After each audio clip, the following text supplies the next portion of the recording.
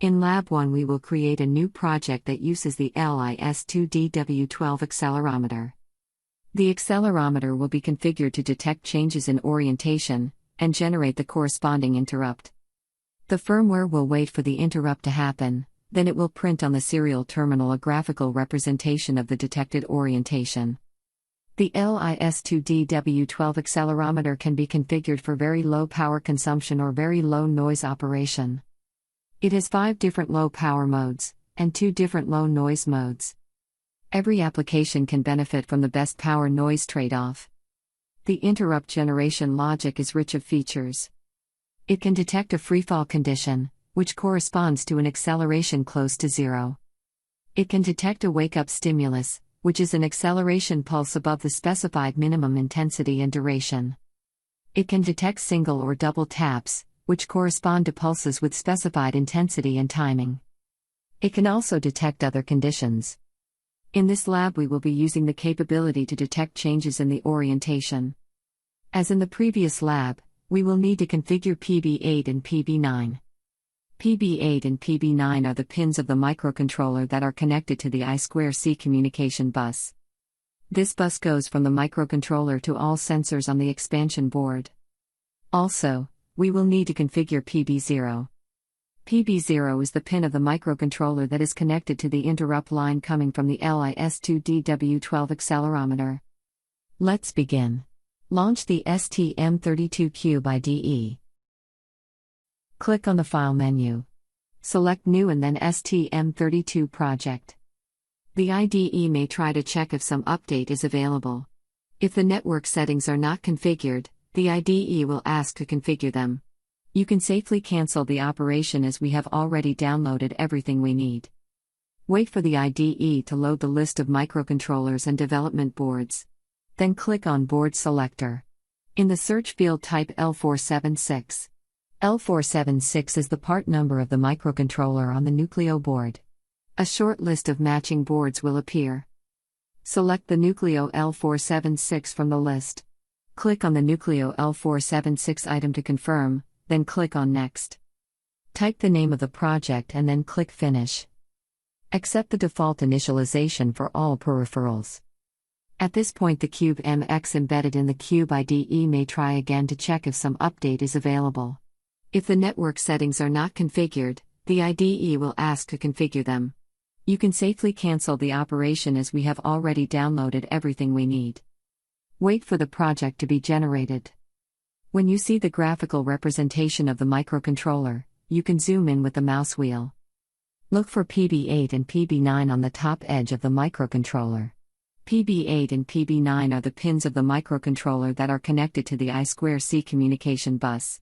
This bus goes from the microcontroller to all sensors on the expansion board.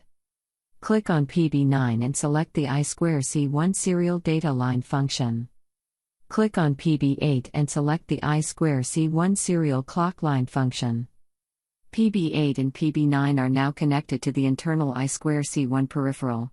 The color of the pins is yellow-orange because the internal peripheral is not enabled yet. To enable the I2C peripheral, go to the left panel. Click on Connectivity. Then click on I2C1 to open the corresponding mode and configuration window. In the window select I2C from the pull-down menu. Note that the color of the pins becomes green. The color becomes green because the internal peripheral to which they are connected is now enabled. Now zoom out and look for PB0 on the bottom edge of the microcontroller. PB0 is the pin of the microcontroller that is connected to the interrupt line coming from the LIS2DW12 accelerometer. Click on PB0 and select GPIO external interrupt line number 0. The pin becomes green immediately because the internal interrupt controller is already enabled. However, we need to enable the interrupt for line number 0 so that the corresponding handler can be executed when appropriate. Go to the left panel. Click on System Core. Then click on NVIC. This is the nested vector interrupt controller. Click on NVIC to open the corresponding mode and configuration window. In the window, click the checkbox to enable the interrupt for line number 0. We are now ready to bring in the additional software from the XCubeMOOC package.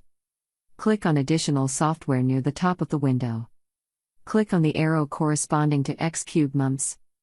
First, we need to bring in the low-level drivers for the sensors on the expansion board. Click on the arrow corresponding to board extension and select IKS01A3. IKS01A3 is the part number of the expansion board. Second, we need to bring in the high-level application code. Click on Device Application. Applications can be found in the pull-down menu.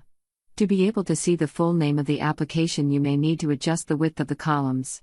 Select the 6D orientation application that uses the LIS2DW12 accelerometer on the IKS01A3 expansion board. Finally, click OK and you are back to the main window. We have brought in the drivers and the application code, but we need to enable them. Go to the left panel. Scroll down. Click on Additional Software. Then click on STMicroelectronics X-Cube MOOCs to open the corresponding mode and configuration window. In the mode window, click the checkbox to enable the expansion board drivers and the application code.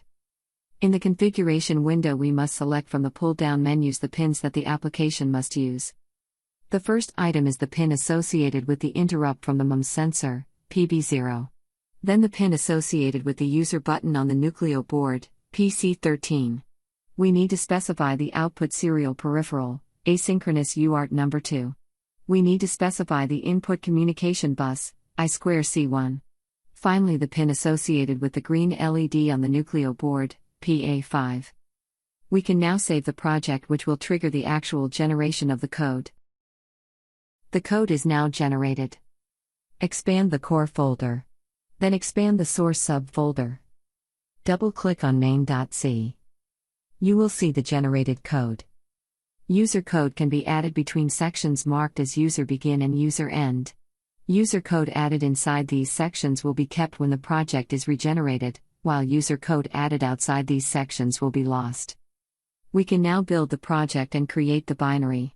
No other project should be open while we build this project. Click on the hammer icon on the top. In the console, you can verify and monitor the compilation process. The compilation should be completed with no warnings or errors. Now it is the time to connect the Nucleo board with its expansion to your computer by plugging the USB cable. When the board is connected, we can flash and debug our application. Click on the bug icon on the top, then click OK on the pop-up window. The firmware binary is programmed into the target microcontroller and run. The debugger will halt the execution at the first breakpoint, that is at the beginning of the main function. Click the play button to go past the breakpoint and let the firmware run. Now the firmware is running. Let's check the output. Minimize the Cube IDE window and launch the serial terminal emulator, TerraTerm. Remember to connect to the serial port associated with the Nucleo board. Remember to set up the serial port so that it works at 115,200 bits per second, 8 bits, no parity, 1 stop bit, no flow control.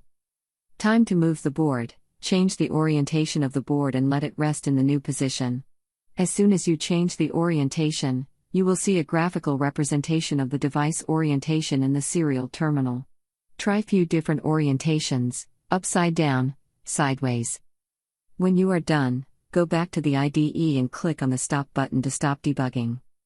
We can now close the project. Right-click on the project name and select Close. Thank you.